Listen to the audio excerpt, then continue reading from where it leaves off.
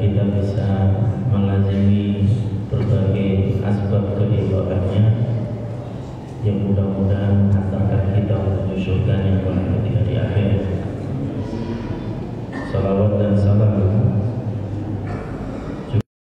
tetap tercurah kepada Nabi kita Muhammad sallallahu alaihi wasallam, suri tauladan dan juga panutan kita semua, sehingga tak layak bagi setiap orang yang beriman kecuali mengikuti apa yang telah beliau contohkan dan beliau sunnahkan.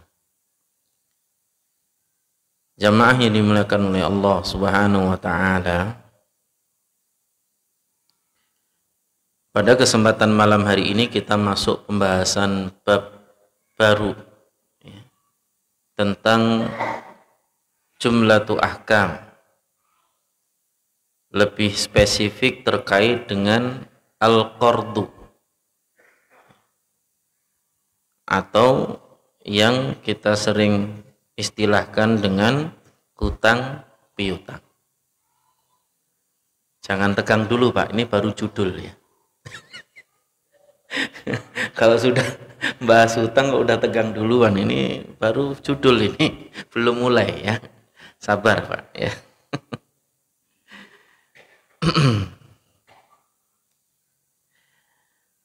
Disebutkan oleh Syekh Abu Bakar Jabir Al-Jazairi, al-qardu lughatan huwa al-qat'u. Al-qardu secara bahasa itu artinya adalah al-qat'u. Al-qat' itu artinya adalah memotong. Apa yang dipotong? Ibarat harta kita itu utuh, kemudian dipotong karena ada yang membutuhkan. Kita berikan kepada yang membutuhkan. Yang lucu adalah yang minjem ketika mengembalikan merasa hartanya terpotong. Padahal memang itu bukan harta dia. Yang lucu kan begitu.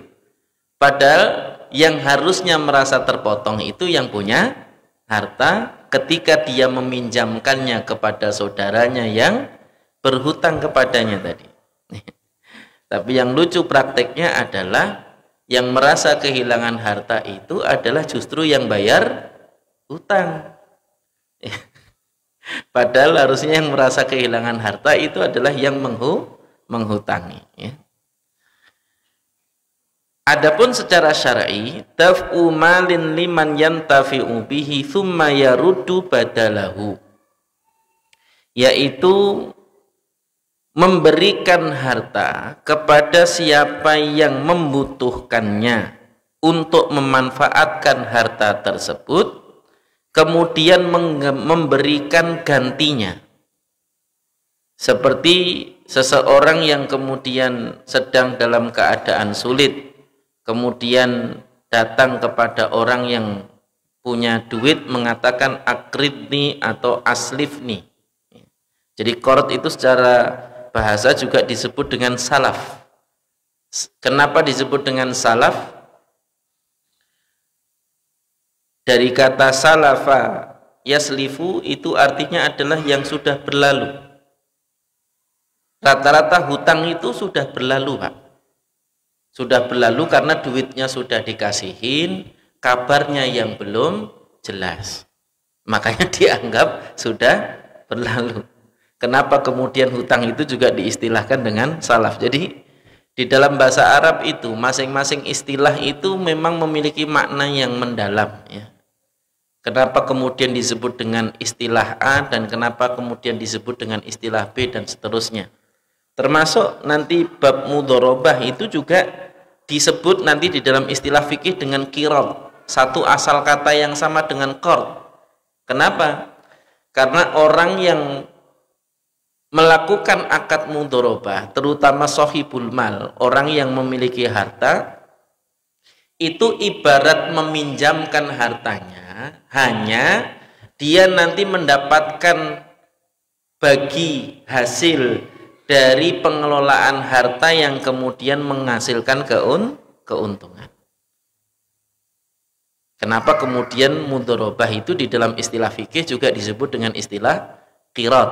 Jadi qard dengan qirat itu dua istilah yang berbeda. Kalau qirat mengambil untungnya itu halal, kalau qard mengambil untungnya itu riba. Ini dua istilah berbeda sehingga perlu untuk difahami, ya.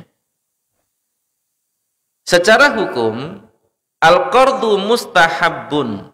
Qard itu hukumnya sunnah, terutama bagi yang menghutangkan, bukan bagi yang berhutang, ya. Bukan berarti sunnahnya sunnah berhutang. Sunnahnya sunnah menghutangkan. Jadi kalau kemudian kita mau mendapatkan pahala sunnah itu kita yang menghutangkan uang kita. Di sini dijelaskan bin nisbati lil muqrid, terutama bagi orang yang menghutangkan uangnya. Sebagaimana firman Allah Subhanahu wa taala, "Man dalladzi yuqridullaha qardan hasana fayudha'ifahu lahu wa lahu ajrun karim."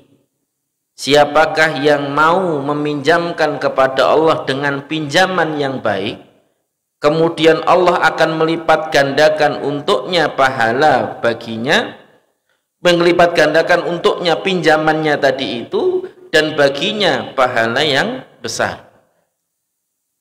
Nabi SAW juga bersabda di dalam sebuah hadis, "Man naffasa an akhihi kurbatan min kurabid dunya, naffasallahu anhu kurbatan min kurabi yaumil qiyamah." Barang siapa yang meringankan kesulitan saudaranya dari kesulitan-kesulitan dunia, maka Allah akan membebaskannya dari kesulitan-kesulitan pada hari kiamat. Fa'amma bin nisbati lil muqtarid, adapun bagi orang yang meminjam, hukumnya bukan sunnah tapi boleh, ya. Jadi karena boleh itu tidak dianjurkan, bahkan sebaiknya dihindari. Cuman kalau memang butuh, boleh nggak minjem? Boleh, dengan syarat dikembaliin. Minjem kok nggak dikembaliin? Dengan syarat dikembaliin, boleh, Pak. Ya. Jadi boleh minjem dengan syarat dikembalikan. Ya. Makanya di sini dijelaskan oleh Syekh Abu Bakar Jabir Al-Jazairi, wa amma binisbati lil muqtarid fa huwa jaizun mubahun la haraja fi. Ya. Adapun dari sisi orang yang meminjam, maka hukumnya adalah boleh dan tidak ada larangan baginya. Sebagaimana Nabi juga pernah meminjam, ya, bikron minal ibili waradda jamalan khiyaron. Nabi pernah meminjam unta yang masih muda, ya, kemudian mengembalikannya dalam bentuk unta yang sudah dewasa. Jadi Nabi pernah meminjam unta yang masih muda, paling baru usia 1 tahun 2 tahun, tapi dikembalikan dengan unta yang usianya sudah 4 tahun ke atas. Ya.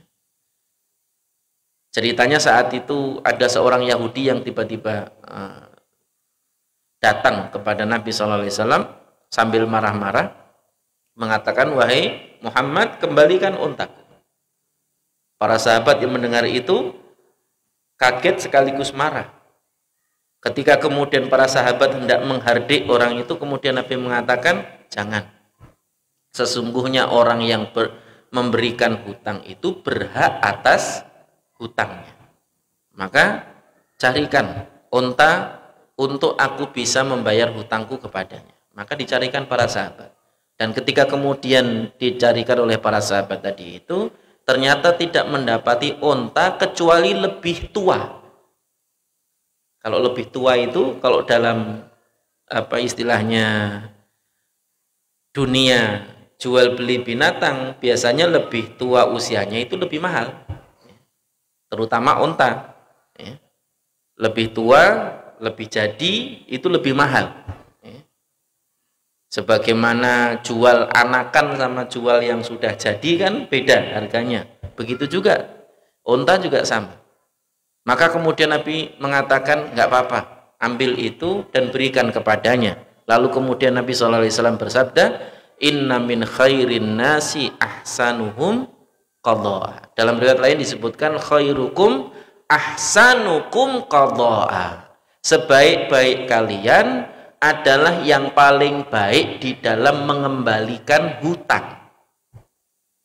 Ini kalau kita mengembalikan hutang, sunnahnya memberikan yang terbaik.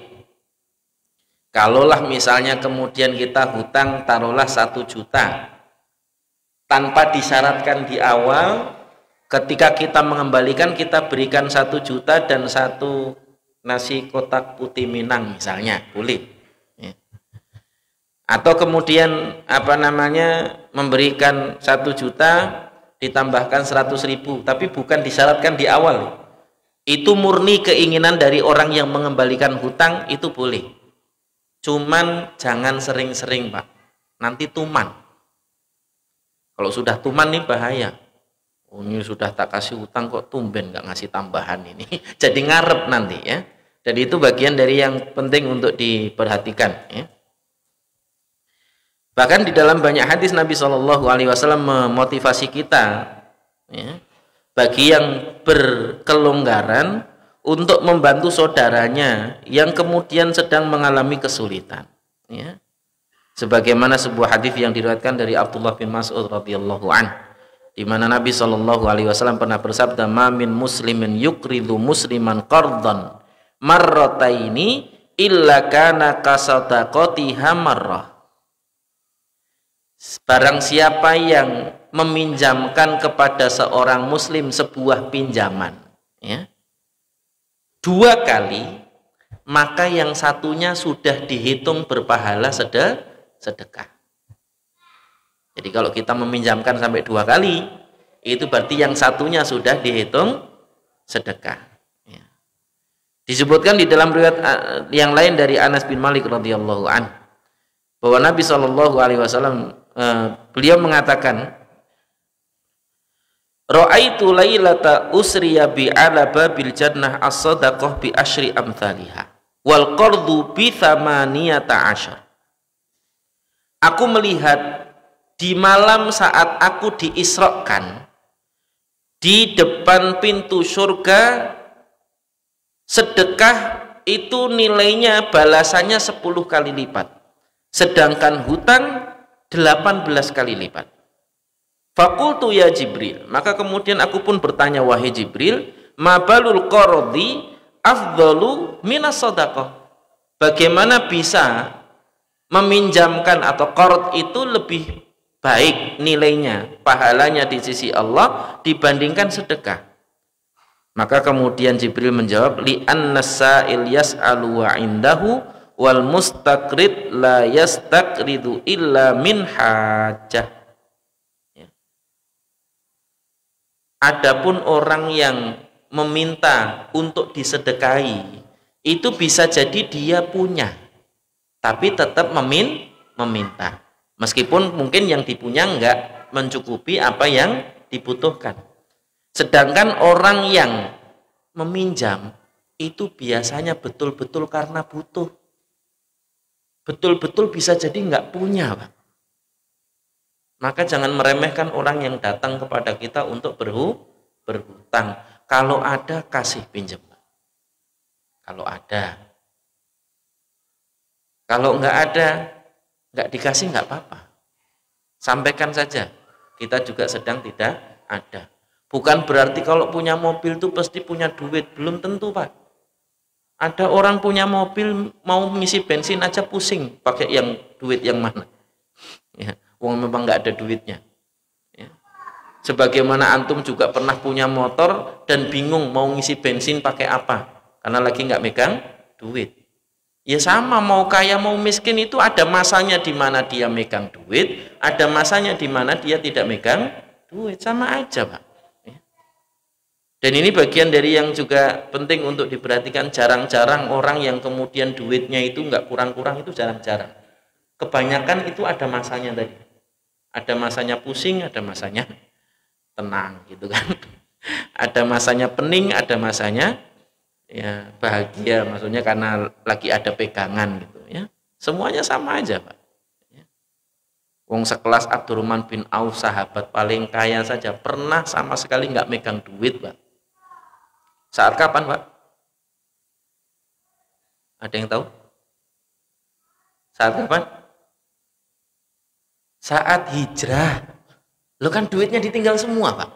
Bayangkan pergi 500 km dari Mekah ke Madinah nggak bawa apa-apa. Padahal di Mekah itu duitnya banyak. Tapi karena nggak boleh, suruh ninggal. Kalau kamu mau hijrah, tinggal itu hartamu. Tinggal sama dia, pilih hijrah. Ke Madinah nggak punya sepeser pun dirham, nggak punya, Pak.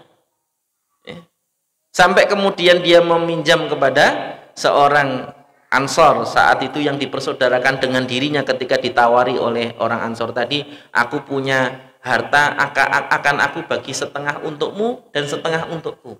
Kata Abdurrahman bin Auf, enggak, jangan, cukup pinjamkan aku 1 ekor kambing dan tunjukkan aku pasar, kata Abdurrahman bin Auf. Nah ini orang gentle tuh kayak gini, Pak. Dikasih duit pilih nolak, ya.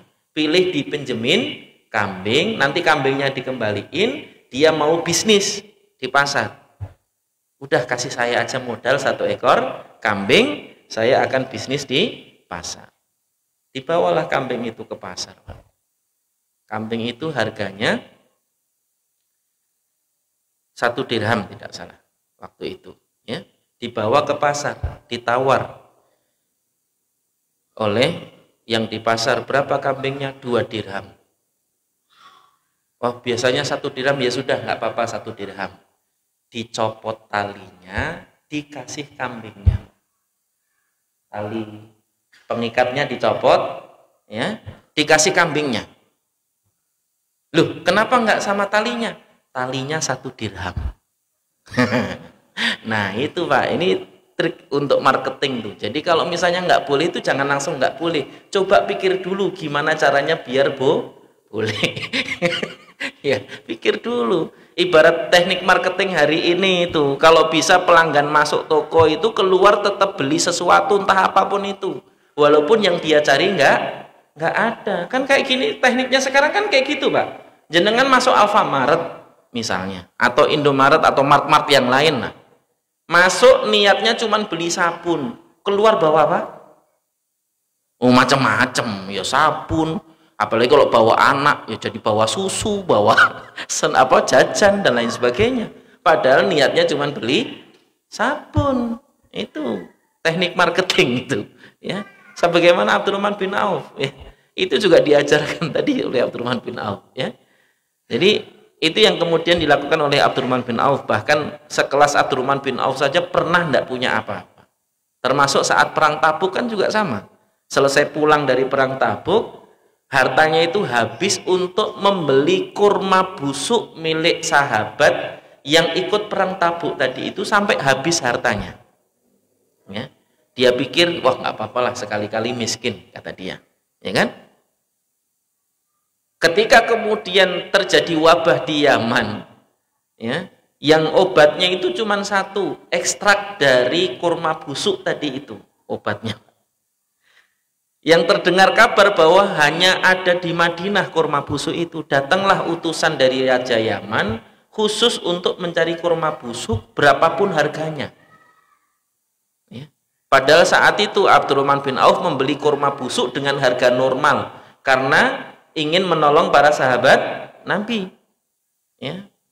Wong dia sudah biasa berkecukupan, sedangkan para sahabat Nabi satu-satu mata pencahariannya berkebun itu, terutama orang-orang Ansor, ya. Akhirnya dibelilah kurma busuk tadi dengan harga normal, sehingga kurma busuk itu yang punya cuma Abdurrahman. Jadi ketika kemudian utusan dari Yaman itu datang ke Madinah, bertanya kepada setiap orang, ada kurma busuk? Enggak. Setiap orang ditanya, enggak. Loh katanya di sini banyak kurma busuk. Iya banyak, tapi kami sudah tidak ada yang punya. Yang punya cuma Abdurrahman. Akhirnya datanglah kepada Abdurrahman bin Auf, ya. Sampai kemudian saking pengennya kurma busuk tadi, nggak apa-apa, kami beli harga dengan 10 kali lipatnya. Ora sido kere, Pak. Jadi kalau karena pengen miskin nggak jadi miskin. Mungkin kita ini salah mindsetnya. Karena kita selama ini mungkin pengen kaya, jadi nggak kaya-kaya. Sekali-kali pengen miskin gitu, Pak. Insya Allah nanti Allah cukupkan. Sebagaimana Abdurrahman bin Auf tadi ya. Ya, ini salah satu di antara yang unik dari para sahabat. Para sahabat dulu itu miskin itu tren, Pak. Karena mereka khawatir sebagaimana yang disebutkan oleh Ibunda Aisyah bahwa orang kaya itu akan masuk surga dengan merangkak. Maka mereka trennya itu gimana caranya biar miskin. Ya. Banyak sahabat yang dapat, kayak misalnya Ahlu Badar itu kan dapat tunjangan dari Baitul Mal itu kan 2000 dirham. Dapat tunjangan itu. 2000 dirham itu berarti 2000 dirham kali 50.000. Berapa itu, Pak? Kurang lebih 100 juta per bulan. Itu tunjangan ya, Pak. Tunjangan Ahlu Badar. Mereka yang ikut dalam perang Badar. Yang ikut dalam perang Uhud di bawahnya itu. Ya. Sebagai apresiasi terhadap generasi awal. Ini juga pelajaran bagi kita bahwa Islam mengajarkan kita tidak menganggap remeh peran mereka orang yang telah mengawali apapun itu, entah mengawali dakwah, entah mengawali berdirinya sebuah yayasan atau apapun itu. Karena kalau tanpa mereka mungkin ini udah nggak ada. Termasuk dakwah di Al-Ansor ini kalau bukan karena orang yang pertama dulu mungkin nggak akan pernah ada di sini ada kajian seperti ini. Ya. Termasuk hari ini yang ikut menggawangi Al-Ansor ini kan juga hasil didikan dakwah sebelumnya. Terlepas dari kekurangan dan kelebihan secara personal, tapi secara jasa yang pernah diberikan itu tidak bisa dipungkiri. Maka Islam mengapresiasi siapa pernah mengawali. Awalun itu istimewa dalam Islam. Sebagaimana para sahabat yang disebut dengan as-sabiqunal minal muhajirina yang disebutkan oleh Allah bahkan di dalam Al-Quran. Maka jangan pernah memandang sebelah mata apapun kekurangan orang yang mengawali tadi. Apapun kekurangan, dia sudah mengawali sehingga ini bisa berjalan dan ada, itu sudah punya pahala tersendiri di sisi Allah Subhanahu wa Ta'ala. Dan kita disunahkan untuk mengapresiasi siapapun yang sudah mengawali segala macam bentuk kebaikan. Makanya Nabi memotivasi dengan kalimat apa? Man sanna sunnatan hasanatan falahu ajruha wa ajru man amila biha la yanqusu min ujurihim syai'a. Barang siapa yang mencontohkan perbuatan baik, kemudian perbuatan baik itu ditiru, maka baginya pahala perbuatan baik yang telah dilakukannya dan pahala perbuatan baik orang-orang yang menirunya tanpa mengurangi pahala mereka sedikit pun. Ini luar biasa menjadi orang yang awal itu. Maka menjadi generasi awal itu jangan menyia-nyiakan. Ambil peran apapun itu, sekecil apapun itu ya. Yang ketika itu menjadi asbab kebaikan setelahnya, itu akan terus mengalir menjadi pahala bagi kita ya. Jadi apa yang kemudian didapatkan oleh para sahabat Ahlu Badar dari Baitul Mal pun ada yang kemudian habis dibagi saat itu juga. Aisyah Ummul Mukminin itu pernah dapat 3.000 dirham. 3.000 dirham itu jatah untuk para istri-istri Nabi zaman Umar bin Khattab ya. Nanti zaman setelahnya bisa jadi lebih besar lagi kalau masih hidup ya. Jadi dapat jatah 3.000 dirham. Itu pernah mengatakan kepada budak perempuannya, tolong bagikan ini kepada yang membutuhkan. Dibagikan, Pak. Sampai ketika sudah siang merasa lapar, dia berkata kepada budaknya, wahai budakku, tolong belikan daging biar kita bisa makan hari ini. Kata budaknya, sudah habis. Engkau tidak sisakan 1 dirham pun, kata Aisyah. Lah engkau nggak bilang. Ya. Lan jenengan nggak nitip suruh nyisakan 1 dirham atau 2 dirham, jadi habis, Pak. Coba bayangkan dapat pagi, siang sudah habis. Abu Tolha kan juga begitu. Demikian juga sahabat-sahabat yang lain banyak yang seperti itu prakteknya. Kalau dapat jatah dari Baitul Mal itu seringkali ya habis.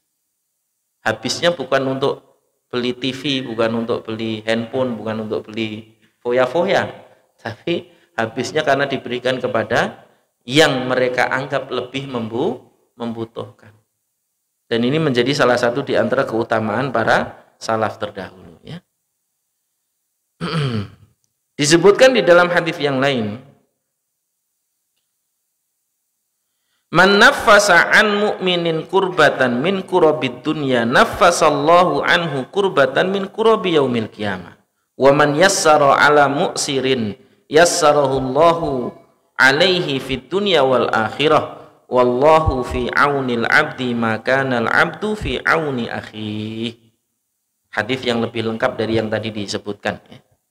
Ini versi lengkapnya, disebutkan bahwa Nabi SAW bersabda, barang siapa yang mengentaskan kesulitan seorang mukmin, ya, dari kesulitan-kesulitan dunia yang dia hadapi, maka Allah akan mengentaskannya dari kesulitan-kesulitan nanti pada hari kiamat.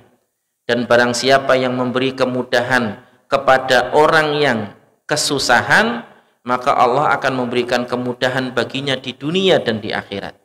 Dan Allah akan selalu memberikan pertolongannya kepada hambanya selama hambanya itu memberikan pertolongan kepada saudaranya. Jadi resep supaya kita ditolong Allah itu sederhana. Tolong saudara kita sesama muslim. Sudah sesimpel itu, Pak. Ya.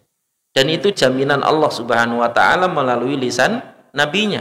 Wallahu fi aunil abdi maka al abdu fi auni akhihi. Allah itu menolong seorang hamba selama hamba tadi itu menolong saudaranya. Dan ini menjadi salah satu di antara keutamaan ta'awun 'alal birri wat taqwa. Saling tolong menolong dalam kebaikan dan ketakwaan di dalam Islam yang diperintahkan oleh Allah dan Rasul-Nya, ya. Maka hal-hal yang kemudian penting untuk diperhatikan adalah terkait dengan hukumnya. Bagaimana hukum atau syarat terkait dengan syarat-syarat qard itu?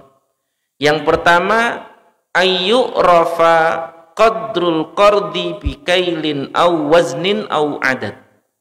Hendaklah jelas kadar dari sesuatu yang dipinjam tadi, entah dengan berupa nilai takarnya atau timbangannya atau jumlahnya. Misalnya saya pinjam 100 gram emas, jelas nilainya 100 gram, maka nanti dikembalikan juga nilainya 100 gram. Jadi kalau minjemnya emas, nggak usah mikir harga emasnya berapa, karena minjemnya emas ya dibalikin emas betapapun harganya. Dan ini penting untuk diperhatikan. Termasuk jumlahnya, saya minjem 3 buah motor misalnya, ya sudah. Maka nanti dikembalikan juga senilai dengan itu. Nah, ini juga ada kalimat penting yang perlu difahami, bahwa minjem di dalam bahasa kita, minjem barang dengan minjem harta, walaupun berupa barang, itu berbeda. Kalau minjem barang sekedar dipakai terus dikembalikan, itu namanya i'arah, ya. Itu namanya i'arah, seperti kita minjem sepeda ke rumah bentar terus balik lagi ke masjid gitu misalnya, atau minjem motor cuman ke Indomaret atas terus balik lagi, atau ke Alfamart atas terus balik lagi, ya.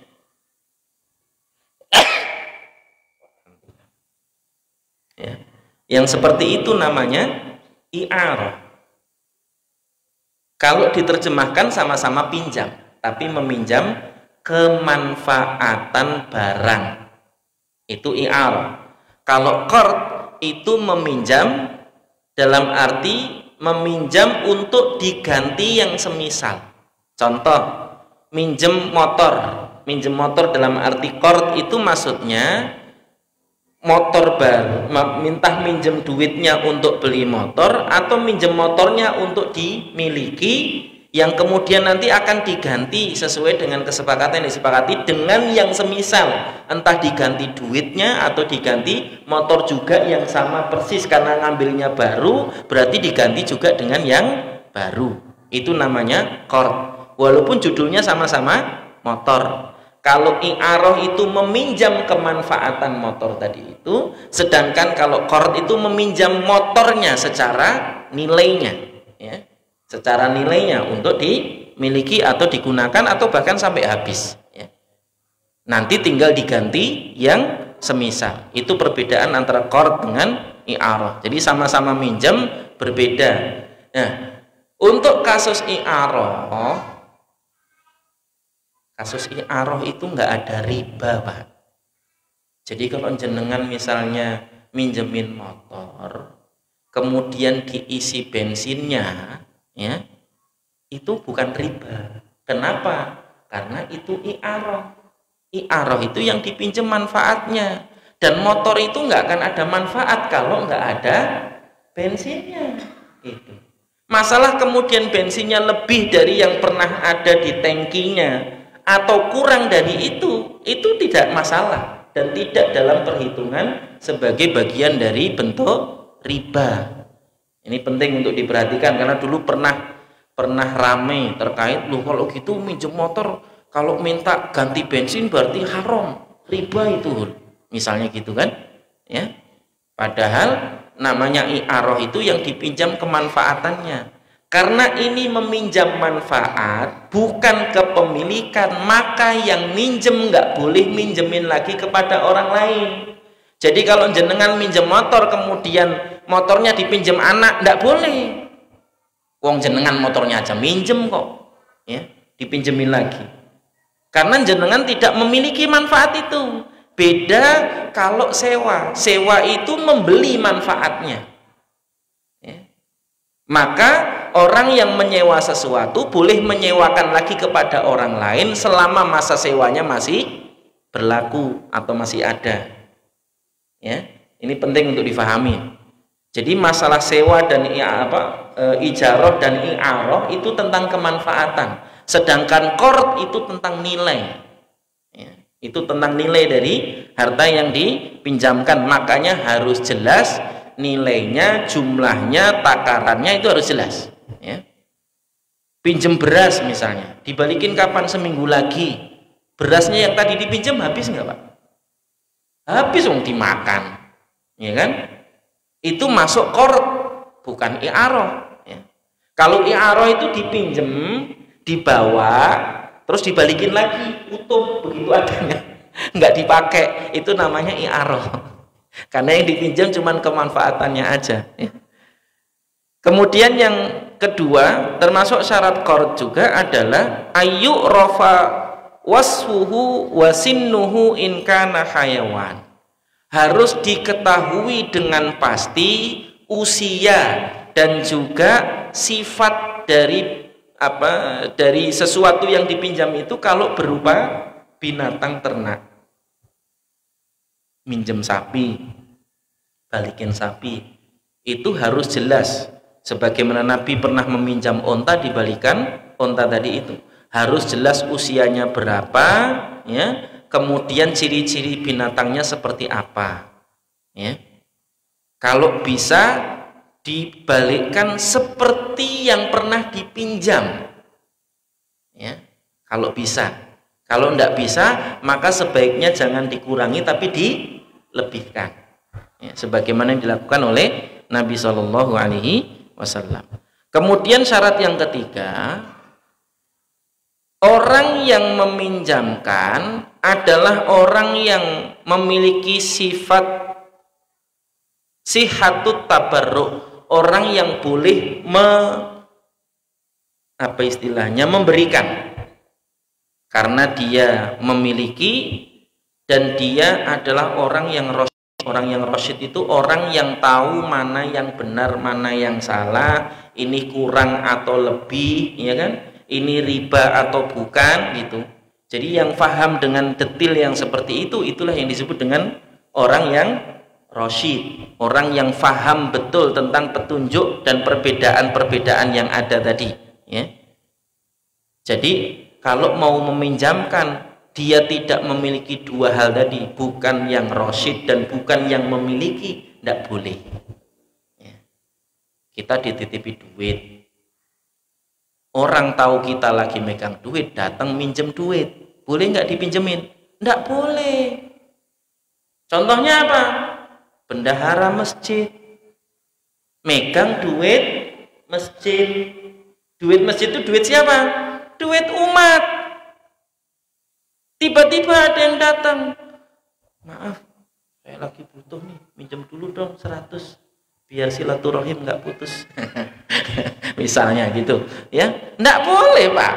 Wong dia bukan pemilik, dia hanya orang yang diamanahi untuk memegang uang tadi, bukan pemiliknya. Jadi dia nggak boleh meminjamkan. Jadi yang boleh meminjamkan itu kalau dia memiliki status sebagai pemilik. Catat baik-baik ini. Ya.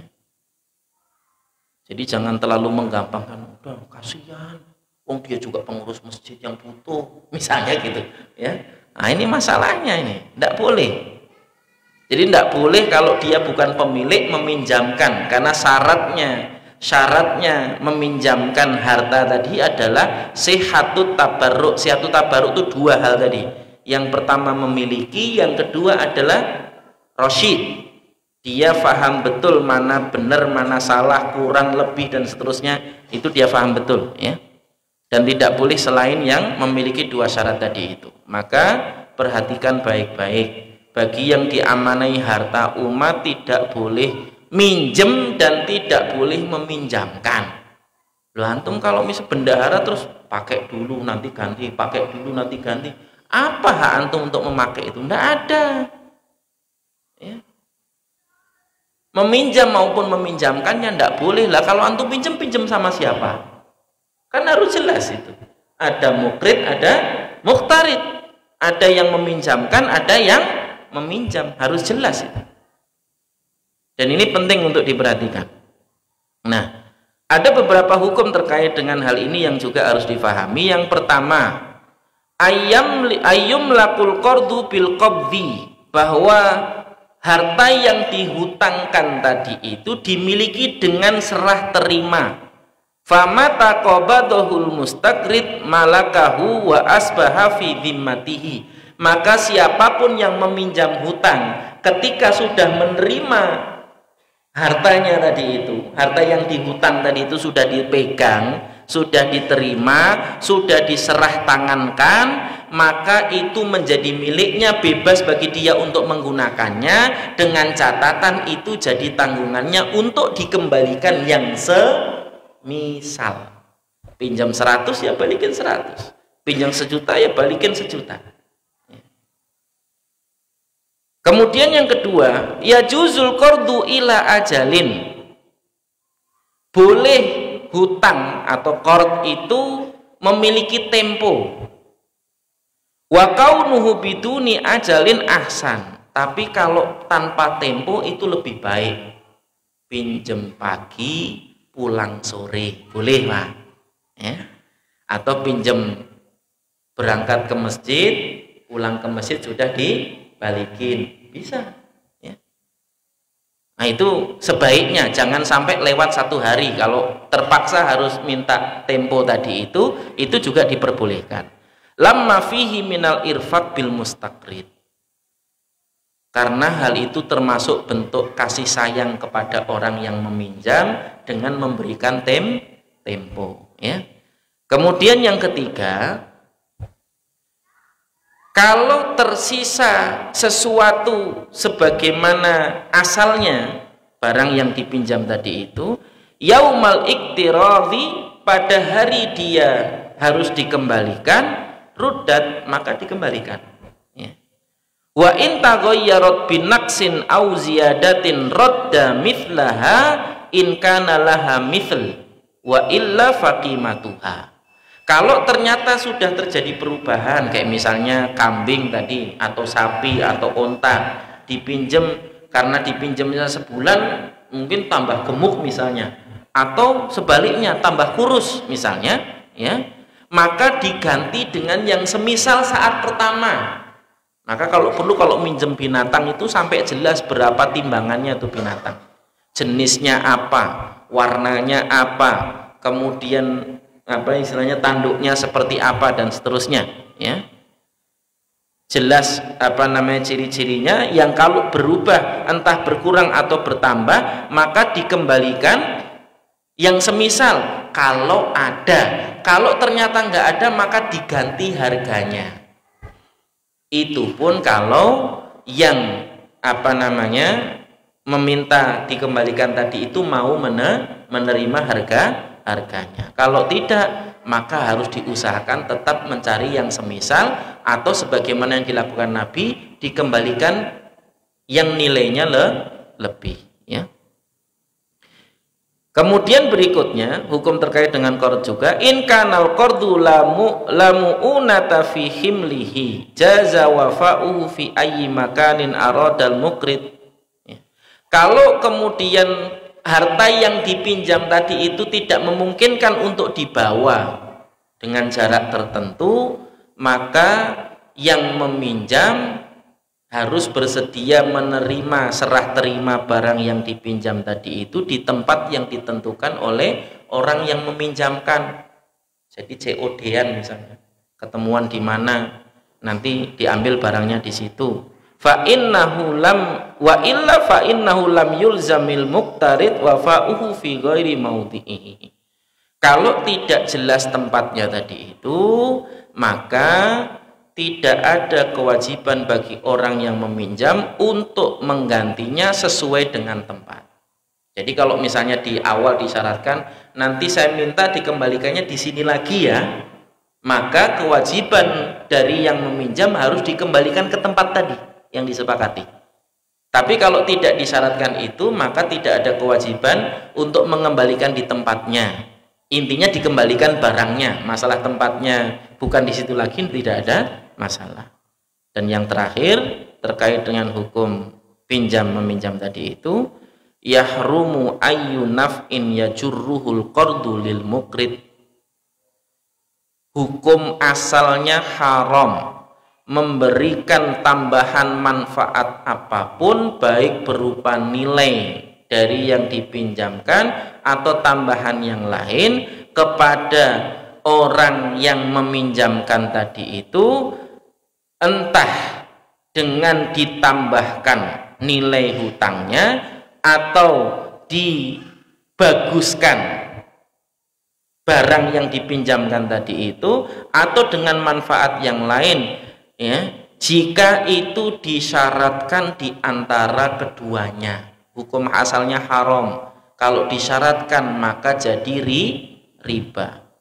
Tapi jika tidak disyaratkan, murni keinginan dari orang yang meminjam untuk mengembalikan dengan yang lebih baik, maka itu tidak mengapa, sebagaimana hadis Nabi, khairukum ahsanukum qadha'a. Sebaik-baik kalian adalah yang paling baik di dalam mengembalikan hutangnya.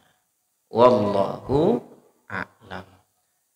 Insya Allah sudah paham semua Pak ya tentang ilmunya, tinggal dipraktekannya ya. Jadi kalau pinjam dibalikin, kalau punya hutang dibayar. Jangan glenggem wae anggar ditakoni ora ditagih meneng wae, ditelepon ra diangkat, di SMS ra dibales, di WA enggak di-read. Wah, kacau itu ya. Ini bagian dari yang juga penting untuk dihati-hati, karena seringkali yang menjadi pemutus hubungan kita dengan saudara kita sesama muslim itu justru hutang. Makanya jangan mudah ngutang. Kalau mau menghutangi, siapkan mental. Loh, punya mental yang menghutangi itu juga penting. Kenapa? Karena namanya menghutangi itu harus siap duitnya enggak balik. Kalau enggak balik resikonya dua, entah ditangguhkan atau diikhlaskan. Ya, jadi itu resikonya menghutangkan ya. Resikonya menghutangkan begitu.